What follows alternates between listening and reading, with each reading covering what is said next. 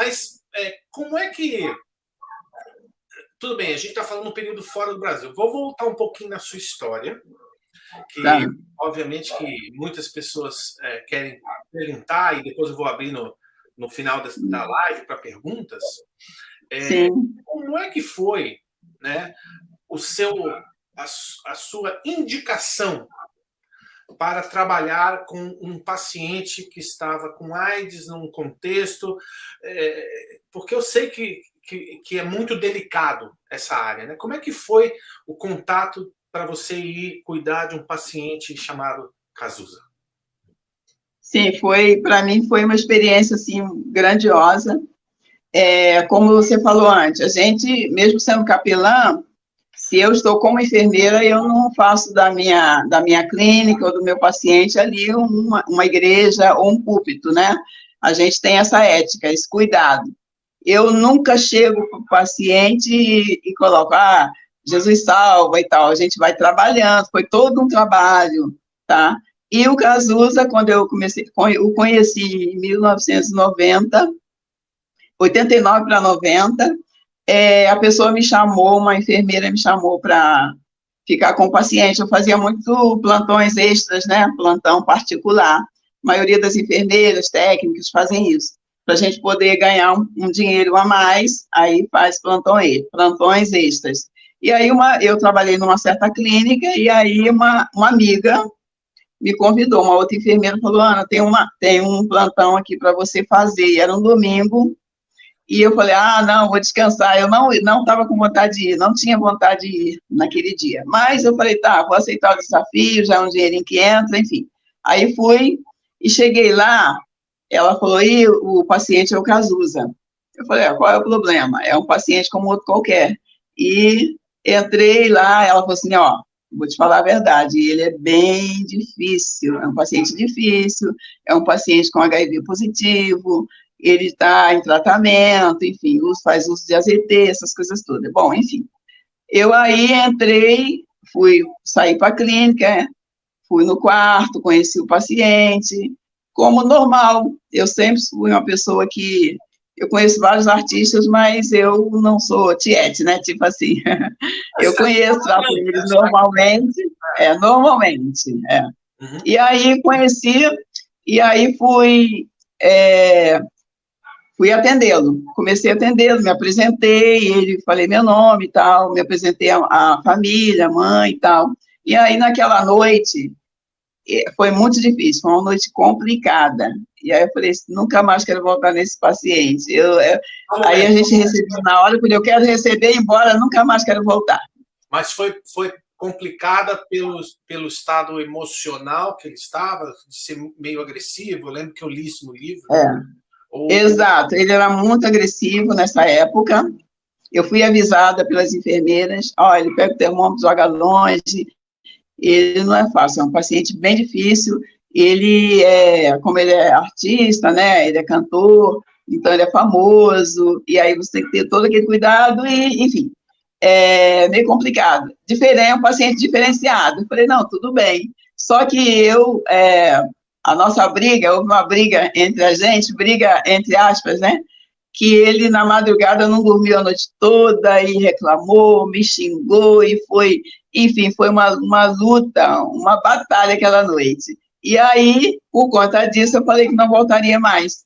E de manhã eu me despedi e falei, olha, eu não vou voltar. Aí ele me chamou, ao mesmo tempo que o Cazuza era muito agressivo, ele era muito carinhoso com as pessoas, respeitava as pessoas. Em alguns momentos era bem agressivo, mas de repente ele voltava atrás, pedia desculpa, e conversamos depois, no final, ele falou assim, Aninha, você vai voltar? Aí eu falei, não estou querendo não, né? Mas aí ele me tratou tão bem, que eu não consegui não voltar. E também a família me incentivaram a voltar, e eu descansei, né, minhas 24 horas, e voltei no dia seguinte. E aí a coisa já foi melhorando, né, o nosso relacionamento. Mas houve, assim, uma gritaria no quarto, eu também falei alto com ele, depois eu pedi desculpa também, pedi perdão à mãe e tal. Pelo fato de eu ter também falado, né, reclamado, e não aceitar aquilo que ele estava fazendo, aquela agressividade toda. E aí ele foi bom, que ele falou assim, dessas pessoas que eu gosto, eu não quero que alguém tenha medo de mim nem nada, você, eu quero trabalhar, eu quero que você trabalhe comigo, é você que eu quero. Deixa eu abrir um parênteses aqui, uma coisa que eu acho que é importante ser dita, e o Senhor está me incomodando aqui no coração para eu falar.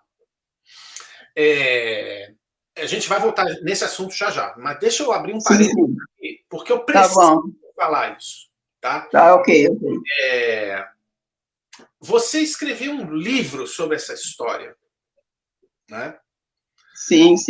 E eu conversei inúmeras vezes com você que você não utilizou jamais dessa situação profissional para ficar famosa, para ganhar dinheiro. E eu lembro de conversar com você e eu liguei para o editor que editou o seu livro e explicitamente eles falaram, não queremos mais publicar esse livro, não vamos mais publicar esse livro. Então, o fato de você ter escrito esse livro não te trouxe fortuna, não te trouxe notoriedade na mídia, e em respeito à família do Cazuza, em respeito aos amigos que porventura possam assistir essa live e ficarem até chateados, aborrecidos, deixa eu falar uma coisa específica sobre esta mulher. Nunca saiu da boca dela ou nasceu interesse no meu coração de fazer qualquer coisa nesse assunto para benefício próprio. Mas eu acho que é justo perante a sociedade e a comunidade ser pontuado um aspecto da vida do Cazuza que ficou absolutamente escondido da mídia. Verdade. Foi contado essa história e o seu livro foi alvo de perseguição, entendeu? Contra a sua pessoa para que essa história desaparecesse. Então, eu quero pontuar aqui, em respeito às pessoas que conheciam ele de perto e em respeito ao público, que esse detalhe da vida de Cazuza foi algo que eu coloquei diante do Senhor. Senhor, me usa para que seja contado esse aspecto, né? Que houve um desejo específico do Pai, do Senhor Deus, Criador dos céus e da terra, através da Ana, em ser utilizada para levar uma mensagem de esperança eterna para o Cazuza. Então, esse é o motivo dessa live. Né? Exatamente. E eu acho muito bacana o que você falou, que ele não te queria. Que ele, num primeiro momento, houve um embate. Mas aí, como é que foi esse processo, né, desse relacionamento? Porque, sim, sendo ele, da mesma maneira, um poeta, né? Ele foi um grande poeta. Sim, grande poeta. Também era um rebelde que virava ali a mesa rapidamente nas palavras, podiam dizer. Verdade. Como é que era esse contato? Como é que era? Porque aos poucos você foi conquistando ali uma confiança e Deus abriu uma porta, vamos assim dizer, né? É verdade. Então, como eu falei, eu nem queria, falei, eu não quero atender mais os pacientes. Mas, aos poucos, eu vim sentindo um carinho, um desejo muito grande dele de querer viver. E eu nunca tinha trabalhado com um paciente assim, cheio de vontade de viver, com muita sede mesmo. Eu falei, gente, eu saía muito preocupada e era angustiante vê-lo. Ele não ficava chateado, às vezes ficava chateado, mas logo voltava o humor. Era aquela pessoa que perdia o humor, daqui a pouco voltava, muito rápido. Brincava com todo mundo, e era, assim, bem divertido depois de trabalhar com ele. Aí que eu vim conhecê-lo mais tempo. À medida que o tempo foi passando, realmente foi um processo, e aí eu fui sentindo Deus falando comigo, tocando no meu coração. Você precisa falar de Jesus para essa pessoa. Ele é um ser humano que precisa conhecer a verdade do Evangelho. E aí Deus foi trabalhando em mim, aquele desejo que eu tive, não quero voltar mais, não quero tratar desse paciente debochado, paciente chato, paciente que nunca está satisfeito com nada. Meu desejo era esse, mas eu fui vendo Deus trabalhando na minha vida, e aí um belo dia eu fiquei na casa, em 2 casas, depois em São Paulo, depois fomos para os Estados Unidos, então foi todo um processo, foi 1 ano e 3 meses de trabalho, e foi tudo bem lentamente as coisas acontecendo. Um belo dia, à noite, eu vi muitas Bíblias lá, muitas Bíblias. E aí, nesse processo todo, ele falou assim, hoje eu estou mal, quero falar com ninguém, estou muito mal. Mas daí a pouco, eu quero ver um filme. E aí a gente passava a noite toda acordado, pedia um mingau, eu ia lá fazer um mingau para ele, faz um para você também, sabe fazer mingau? Se não soubesse, eu ia levar uma bronca, né? Não faz mingau ralo não, mingau duro. Porque a minha ajudante, né, a empregada já foi dormir, então você vai lá e faz um mingau para mim, faz um para você também, de cremogema, bota aquela canelinha em cima. Então eu comecei a vê-lo assim como uma pessoa, um ser humano muito notável, um ser humano muito carinhoso, e aí foi crescendo isso. Eu vendo as Bíblias ali, eu falei, epa, alguém já falou de Jesus para esse rapaz, alguém já chegou aqui antes de mim. Então o Espírito Santo começou a usar, porque eu não fui a primeira a ler a Bíblia para ele.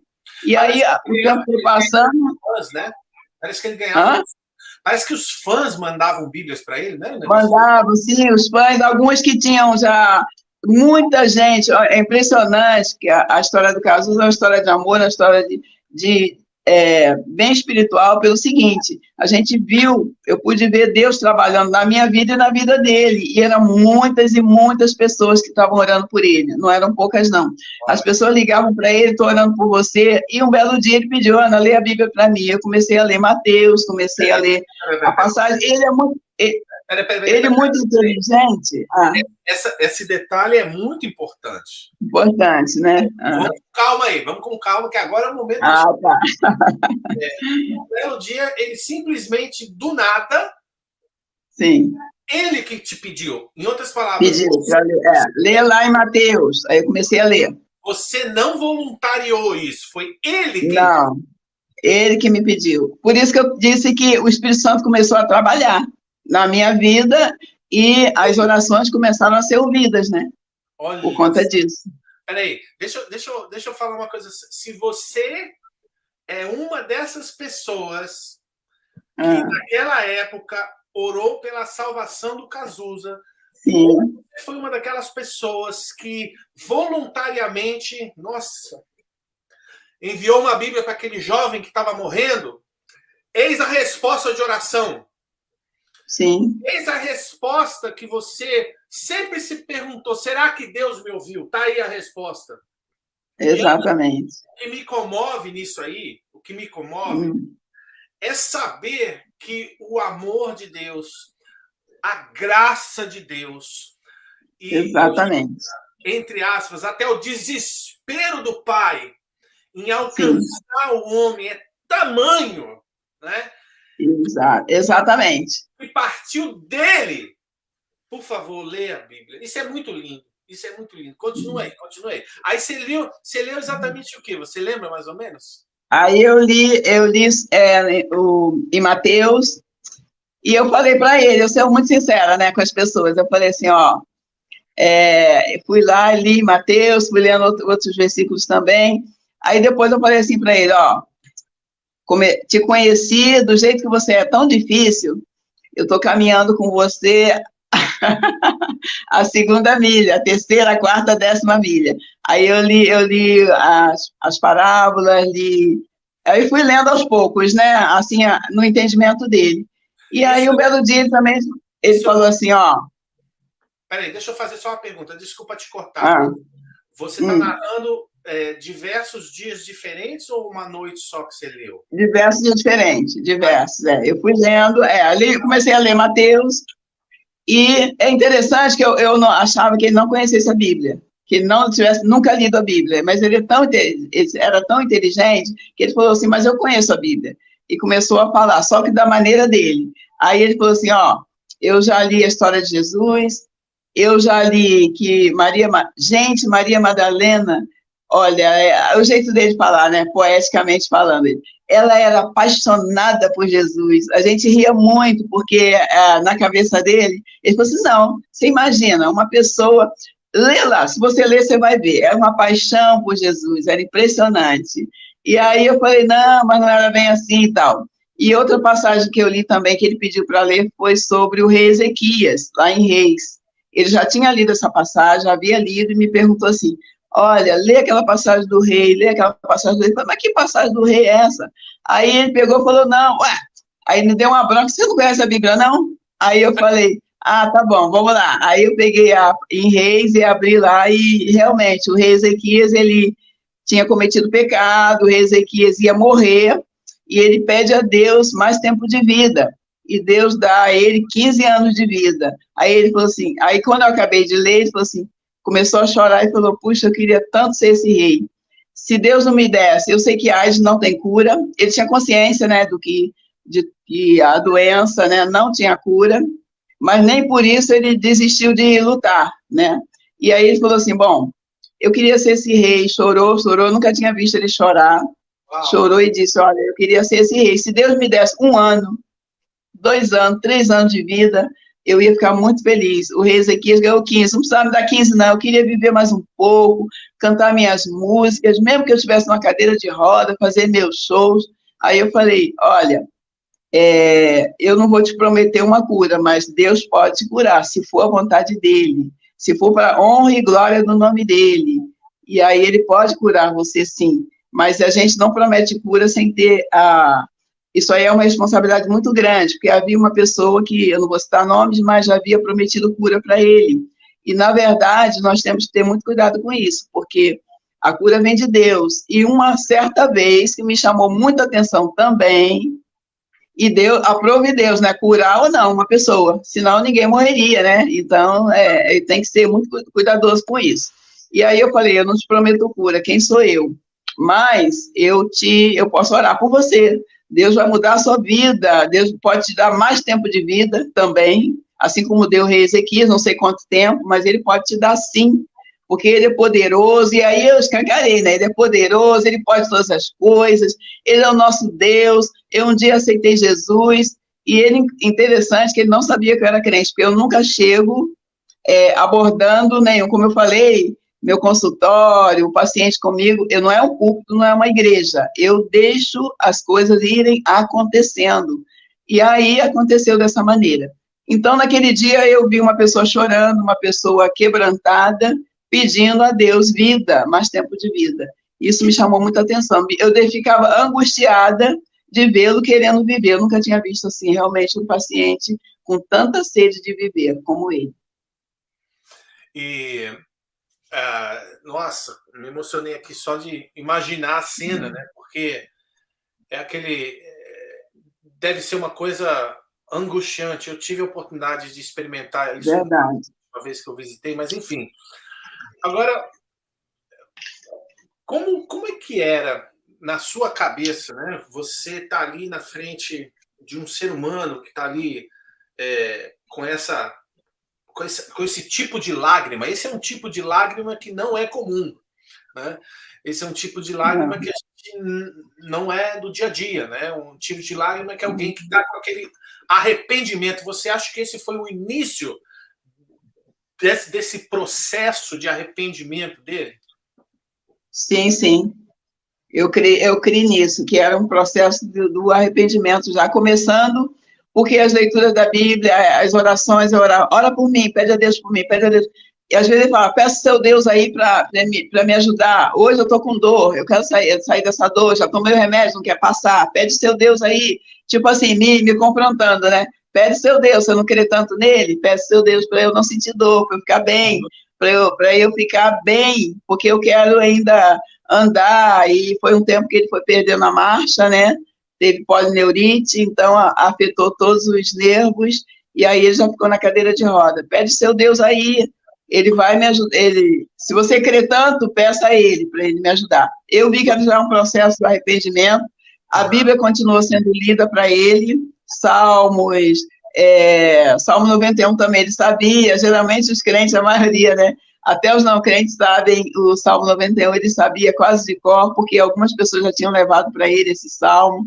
Então, assim, eu vi que foi um processo de arrependimento, a coisa foi crescendo. E outra coisa, muitas amigas minhas me enviaram cartas para ele, e me mandava, eu lia para ele. Eu falei, uma amiga minha me mandou uma carta, quando nós estávamos em Boston, uma amiga minha da minha igreja, a Olga, enviou uma cartinha, que nós guardamos essa cartinha até hoje, e ela falou assim, Cazuza, eu não sei o quanto você vai estar nessa terra, mas uma coisa eu sei, Jesus te ama muito, te ama muito. Ele falou assim, nossa, eu sou um pecador, como ela diz que Jesus me ama muito. Eu falei, mas é verdade, ele ama o mais terrível pecador, ele ama todas as pessoas, e ele tem um amor muito grande para você. E outra coisa, nenhuma pessoa qualquer pessoa que for tentar se consertar, eu fumo, eu uso drogas, eu sou um drogado, eu sou um assaltante, seja o que for, o mais terrível pecador, não adianta querer fazer isso sozinho, porque o Espírito Santo é que vai tocar. Em primeiro lugar, tem que vir o arrependimento. Falar, Senhor, eu me arrependo, eu sou um pecador, eu quero te aceitar como meu único e suficiente Salvador. Então, eu passava isso para ele. E as cartinhas também chegavam nesse nível, né? Bem pontuada, que Jesus salva, que Jesus não estava olhando para o Cazuza. Tudo que ele fez, as rebeldias, tudo que ele fez no show, Deus não estava olhando para isso, mas o Espírito Santo estava trabalhando na vida dele para que ele fosse salvo. E a minha angústia era essa. Aí um dia eu pensei assim, meu Deus, eu saía tão cansada, porque o cansaço era um cansaço físico, não, era mais mental, para poder estar com uma pessoa tão difícil, né? E a minha angústia era essa, de vê-lo querer viver. Eu falei, gente, o que eu faço agora? O que eu faço? Eu tinha menos idade, então eu não tinha a experiência que eu tenho hoje. Então, hoje eu faria a mesma coisa, mas faria de forma mais madura, né? Então, eu falei, meu Deus, o que eu faço? Pediria mais ajuda, né? As pessoas. Então, assim, eu estava ali fechada ali, né? No trem da morte ali. E aí o meu refúgio era esse, ler essas cartinhas para ele deixava ler, gostava que eu lesse as cartinhas, e isso dava um bálsamo, assim, muito grande para ele naquela época. Que coisa linda. E ali naquele momento que você está com ele, eu lembro que você falou sobre a história do ladrão na cruz. Como é que foi a chegada desse momento, dessa leitura, desse trecho específico da palavra? Sim, porque ele, como algumas pessoas também pensam, ele queria se consertar primeiro, e ele falou uma vez para mim assim, Ana, ora por mim, pede a Deus por mim, mas agora eu vou te dizer uma coisa, eu deixei de usar drogas, fiz um monte de loucura na minha vida, e eu fico pensando, será que Deus, ele olha para mim? Eu falei, sim, ele olha para você. Será que eu estou muito preocupado que se eu ficar curado, ele, com as palavras dele, né? Se eu ficar curado, meu medo é esse, Ana, de eu voltar a fazer tudo de novo. Então, ele tinha consciência de que ele nunca mentiu para ninguém, para os amigos, os familiares, que ele buscou essa doença, ele buscou esse vírus, ele foi atrás disso, ele fez coisas erradas em que ele falou assim, hoje eu não faria mais, mas eu fiz, tenho consciência do que eu fiz, mas ele ficou pensando assim, ele falou para mim assim, olha, se eu ficar curado, aí ele começou a chorar nesse dia, falou assim, se eu ficar curado, Deus me curar, muitas pessoas, não só você, falaram que Deus pode me curar, Jesus pode me curar, mas se eu ficar curado, o meu medo é de eu ficar bem e depois voltar a fazer tudo errado outra vez. E aí foi quando eu falei que... Aí o tempo foi passando, ele foi piorando, tinha noite que era bem terrível, muito difícil. Os médicos falavam que o acompanhava, falavam, olha, se prepare, porque eu não era a única enfermeira, né? Cristã, só eu, as outras eram enfermeiras que estavam lá também, nós dividíamos os plantões. E aí, um belo dia, o médico falou, olha, os exames as taxas estão super baixas, ele teve várias intercorrências, plaquetas baixíssimas, então vocês não esperam muita coisa não, porque a qualquer momento, com uma de vocês, ele vai partir. E aí foi a angústia maior, né? Aí foi um tempo que já estávamos depois nos Estados Unidos, aí saímos de São Paulo no avião fretado, fomos para São Paulo, ele foi para Boston se tratar, e lá em Boston também os médicos dele chegaram, uma certa noite, chegaram e falaram para a família, olha, ele tem praticamente 2 horas de vida. Uau. E aí eu fiquei ali, e falei assim, falei para a mãe dele, olha, eu vou ficar orando por ele. Olha, outra coisa, médico nenhum pode dizer que tem 2 horas de vida. A última palavra vem de Deus. A última palavra vem de Deus. E eu orei, dei a mão, o pessoal da família, os amigos, nós oramos naquele dia. E eu fiquei sozinha com ele, porque pai e mãe não queriam ver um filho morrer, né? Um filho falecer. Então, era uma coisa muito difícil. E aí eu recebi uma amiga também, que ela mora nos Estados Unidos, foi lá me visitar. E ela nem teve coragem de entrar, porque o quadro não era tão fácil de ver, né? Ela entrou rapidinho, olhou, orou por ele, saiu, não aguentou muito. E aí eu orando ali, foi pior dia da minha vida, de luta espiritual, de batalha espiritual. Eu falei, Senhor, para que eles possam ver a sua glória, eu te peço, Deus, que o Senhor faça com que ele acorde amanhã de manhã, esteja bem. Eu sei que ele vai falecer, mas que não seja essa noite, que venha a ser em outra oportunidade, porque aí eu vou poder estar testemunhando de que meu Deus é poderoso. E aí, nesse último momento, a mãe dele foi para o hotel, o pai já tinha ido, falou assim, Ana, fica com ele, qualquer coisa você liga. Mas eu falei assim, fica tranquila, porque a última palavra vem de Deus. A última palavra vem de Deus. Aí botaram oxigênio nele, ele pediu para não ser entubado, porque ele sabia, muito consciente, muito inteligente, sabia que botar um tubo seria só ficar ali vegetando, né? Vida vegetativa. Ele falou, pai, mãe, pelo amor de Deus, se eu tiver os meus últimos momentos, por favor, não deixem colocar um tubo em mim. E assim foi feito, ninguém entubou. Mas nós colocamos oxigênio, uma máscara de oxigênio. Quando chegou isso, era meia-noite, 1h, quando foi 3 horas da manhã, mais ou menos isso, na madrugada, o Cazuza começou a se mexer, ele estava paralisado, começou a se mexer, falou, Aninha, eu me assustei, porque eu estava sentada, até cochilando e acordando, e cansada, né? Ele falou, Aninha, vai lá na Copa, ou liga para lá, aperta a campainha, pede uma comida para mim, eu estou com fome. Olha. Aí eu falei, meu Deus, para mim foi assim uma resposta de oração imediata, e aí falou assim, o que você está aí, o que você está fazendo aí?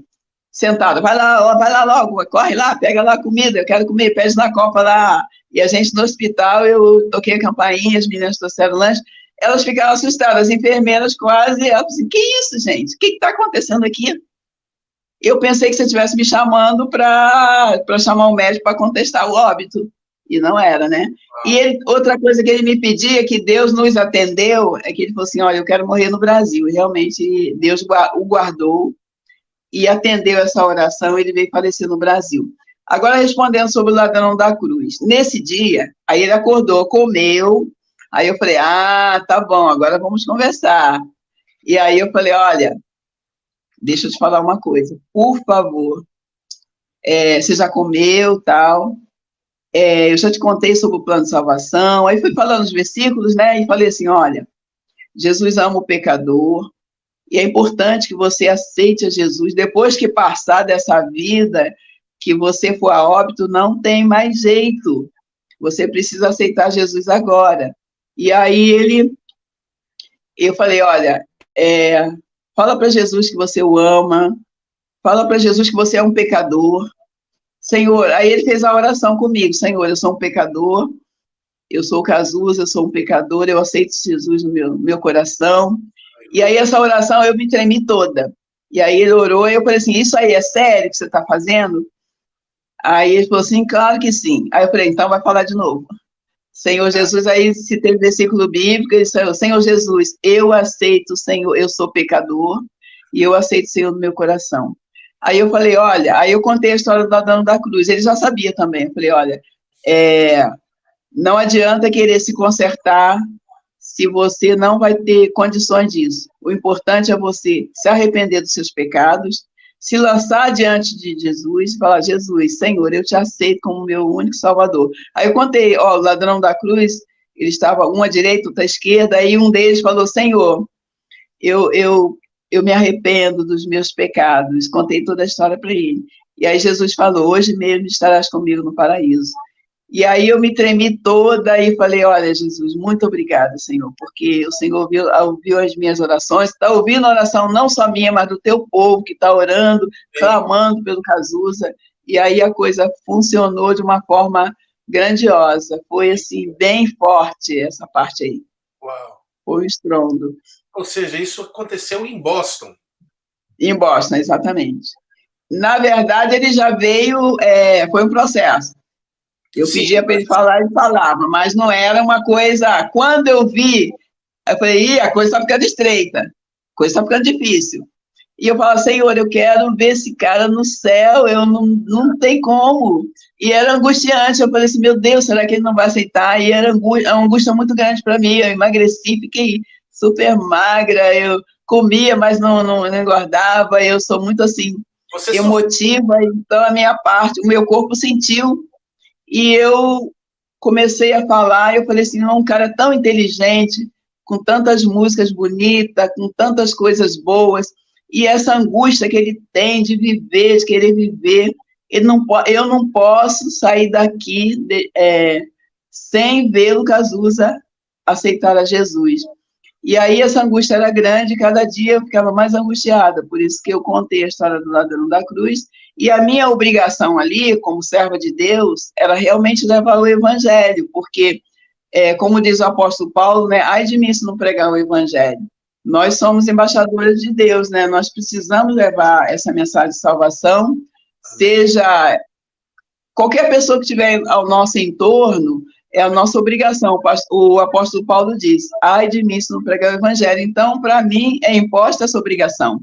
Então, se eu passasse na vida do Cazuza, pela vida dele, e não tivesse falado do plano de salvação, eu seria uma pessoa mais frustrada desse mundo. Então, eu realmente, foi uma luta grande, tá? Mas realmente eu consegui falar com ele e levar o evangelho. Não só ele, né? Mas os familiares, os amigos também. Muita gente vinha chorar no meu ombro e me via como uma pessoa diferente. O próprio Cazuza me protegia e falava, olha, você me traz paz. Você é a única enfermeira, eu gosto de todas, mas você me traz uma paz interior muito grande. E aí eu fui vendo esse processo, que realmente ele estava mudando, ele estava entendendo a parte espiritual e tudo isso. Olha, que coisa tremenda esse testemunho, porque eu recebi muitas mensagens, tá? E agora vamos colocar em perspectiva um aspecto. Quem determina a salvação, óbvio que é Deus, né? Mas a palavra ela é clara, né? Se você crer no seu coração e confessar com a sua boca, você será salvo, né? Não está falando que você tem que ir à igreja, tem que dar dízimo, tem que fazer campanha disso, daquilo. Não, ele não tinha tempo suficiente.